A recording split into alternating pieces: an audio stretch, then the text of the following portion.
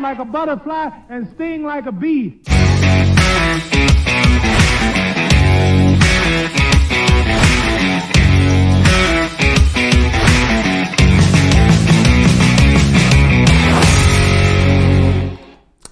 Benvenuti ragazzi di nuovo, scusateci ma abbiamo avuto un piccolo problema internet che sicuramente dovremo risolvere prima o poi e comunque sia siamo di nuovo qui. Excuse me Mr. Michel, but you know this is the beautiful stuff of the live transmission. And so we say that Thomas Saley, it was the first person that studied the bee colonies in nature, and is also the first one that speaks about natural beekeeping or Darwinian beekeeping. Your type of beekeeping is, I think, Darwinian beekeeping, natural beekeeping. That's true. One could say that. I would go a little bit further and say, well, it's a language thing, but I would say beekeeping does not exist. Yes. Because it's what does exist is human keeping. We are actually being kept by the biotic world we are part of. The English word is, I think, an unfortunate word because it says beekeeping. Yes. I don't know, what's the Italian word for beekeeper? Apicoltura.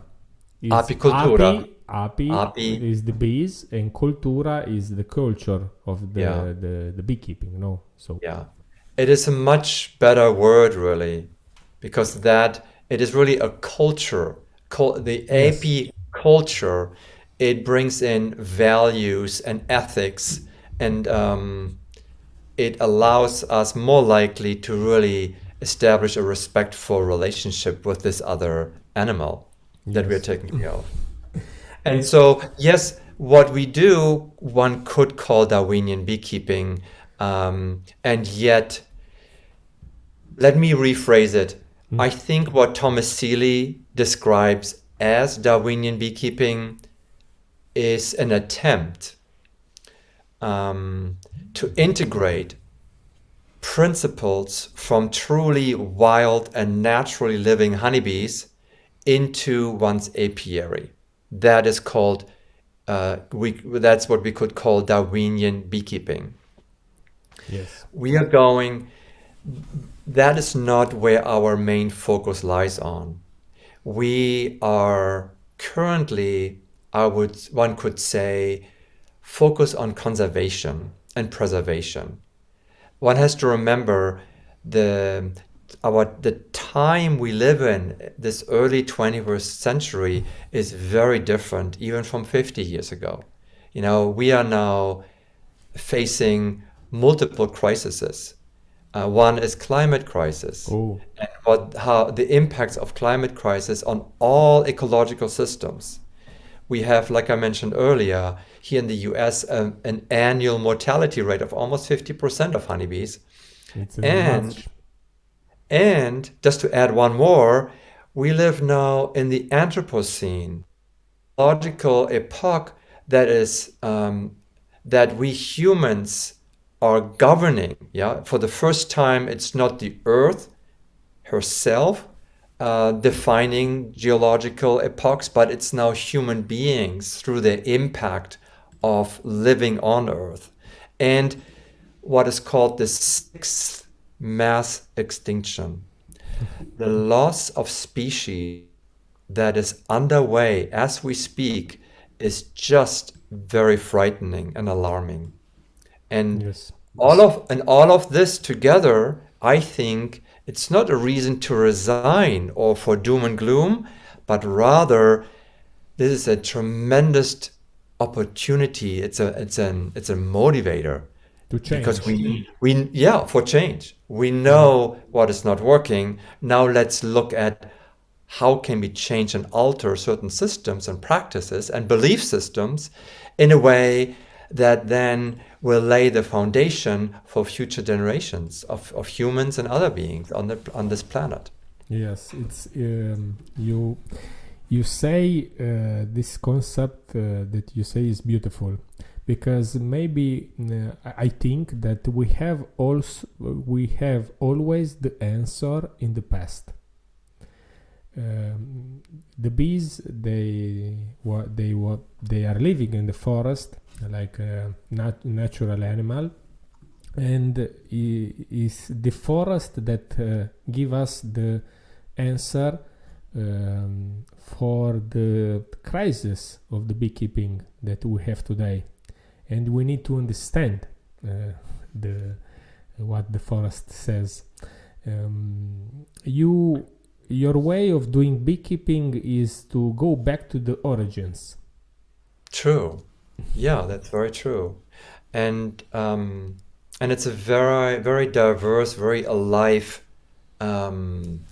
nexus, one could say, in that it does research, it does monitoring, and this one portion is so much occupied with trying to learn from those wild conditions, and to explore what are they all doing, beginning with nest site parameters. Yes. In beekeeping, there's no consideration really given to volume alone, right? Yes. Well, 1 box, 2 boxes, the more boxes, the better. Yes, it's true. It's like, and oh my God, and we add on top, right? Yes.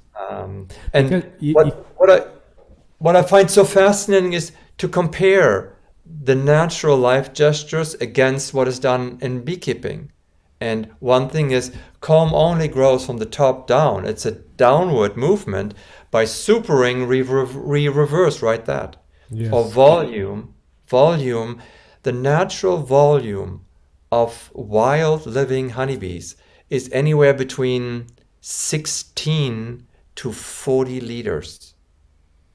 Yes. It's small. It's very scary. small. I know. For a beekeeper, this sounds insane. Yes. Like yes. 20 liters? That's Yes, crazy. It's crazy, yes. And yet, what it shows us is that we are the ones who are out of touch with natural conditions. We have been conditioned to a completely different belief system. A Yes, belief it's system that favors 120 liters or more. And then again, Thomas Seeley, he did studies where he compared 40 liters in a Langstroth hive with 120 liters or in a Langstroth hive. That was the only difference. And you can read the data, you can read the study yourself. Yes, and yes. mortality rates are up, varroa mites counts are up. Everything is up, and it's only volume. That's Yes. the only difference, yeah. And I think, and he could only do this because he collected data in the wild, and he knew that the natural nest volume was much smaller, and then he did it with many other parameters. One is density, for example. Yes. You remember that study? Yes. I Placing remember the study. placing two hives next to each other Yes. favors the worst. It Yes. triples the number of mites just by putting 2 boxes next to each other. Yeah. Why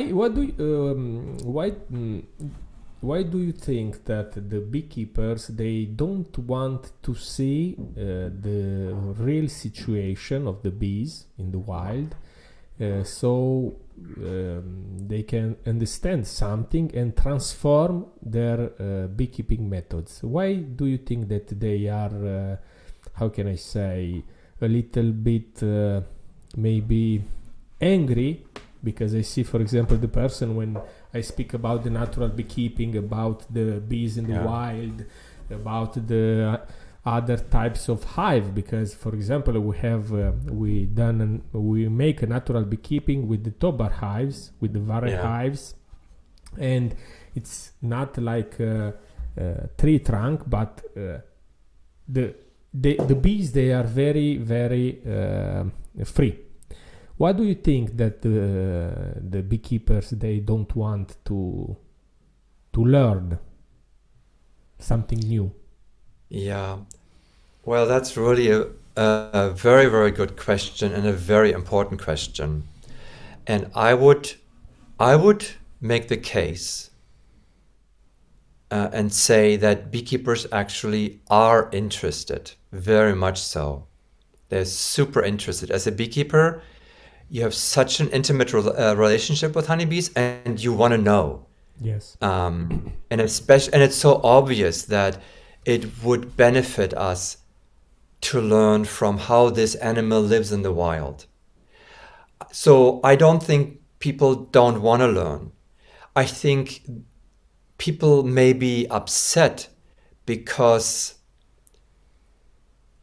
to acknowledge that new data makes it more challenging to maintain the current system Okay. without good alternatives. Oh, yes, I And understand. think about the entire infrastructure. Everything is geared, everything is designed for that Yes. particular system. Regulations, everything. The market is organized like that. And now there you are coming and saying, that's not right. You have to change. Like, what? What are you saying? Yes, yes, it's true. So I think that's how I see it. In other words, I truly believe that it's of utmost importance to understand the challenges of beekeepers and to present this knowledge in a way that ideally can make beekeepers curious to learn more themselves about the wild animal. Because change comes from one's own insight, and one gains that insight by researching, by learning new things. And eventually, we have to make that judgment call when we realize that my practice is not reflecting anymore those basic life gestures of this animal. Yes, yes. And so that's one thing. And then it's also has a cultural dimension. Think about other areas where we have to change dramatically, like carbon footprint, for example, burning fossil fuels. It's the same thing. Yes. We are right now in transition away from fossil fuels, and it's sometimes really painful. It's really difficult. Everybody has to pay more for heating right now, Yes, yes. and it will be rocky. But at the same time, we don't have another choice. And that's how I would phrase it too with beekeeping, that look, when we look at scientific research, the default way of beekeeping is happening now not on the foundation of science anymore. Yes, yes. And I don't want to judge anyone. I'm just saying we are being stretched to the edges, and that's painful. And we all have to build new infrastructure and logistics We need to build another type of beekeeping. This is the answer Exactly. because I see the main problem of the beekeepers is that they enter in how can I say in a world where they need to spend a very amount of money to make some honey, because all the years we have the problem with the honey that we don't produce, and this type here. And for all this money that they spend, they need to make very very much honey. And in Right. this cycle, the bees, they are the only that suffer. Correct. We need to change our type of beekeeping and say, okay, if I make 5, it's okay. I don't spend nothing for these 5 kilos of honey. Yeah. And Yeah. yes. And I think there are so many. I think it's an invitation to be really creative. Yes, maybe And yes. Just like you said, instead of continuing this credo of we need to maximize our commodity and the crop, to switch from quantity to quality. And say,